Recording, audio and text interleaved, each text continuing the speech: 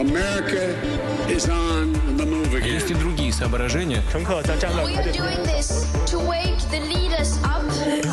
Deux destinations ce matin dans la revue de presse internationale. Nous irons en Turquie dans un instant, mais tout d'abord, direction le Kenya. Bonjour Charlotte Simonard. Bonjour. À la une à Nairobi ce matin. Eh bien, on parle du vent de panique qui souffle sur Nairobi alors que plusieurs ambassades européennes et américaines alertent sur un risque imminent d'attentats terroristes dans la capitale.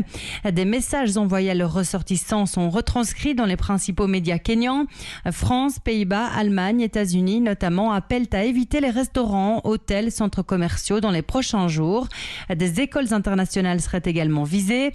Le groupe terroriste Al-Shabaab serait à la manœuvre, révèle le quotidien The Nation, un groupe lié à Al-Qaïda que l'armée kenyane combat en Somalie depuis 2011. Après avoir jugé disproportionnées ces alertes émises par les ambassades, eh bien le président kényan a tout de même tenu un conseil de défense d'urgence et renforce la sécurité dans la capitale, nous apprend le journal de Standard. Merci Charlotte. Direction maintenant la Turquie. Bonjour Rémi Trio. Bonjour. De quoi parle-t-on à Ankara ?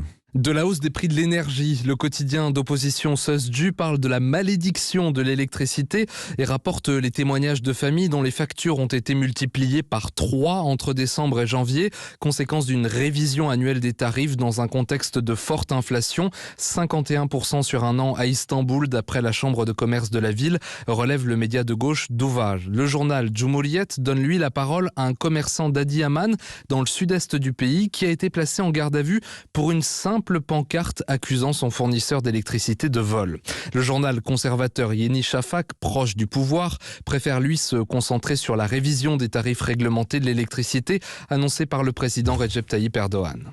Merci Rémi Trio. L'inflation qui atteint en décembre en Turquie 36%. Rendez-vous compte, il y a le sujet du pouvoir d'achat là-bas est d'une toute autre ampleur que chez nous.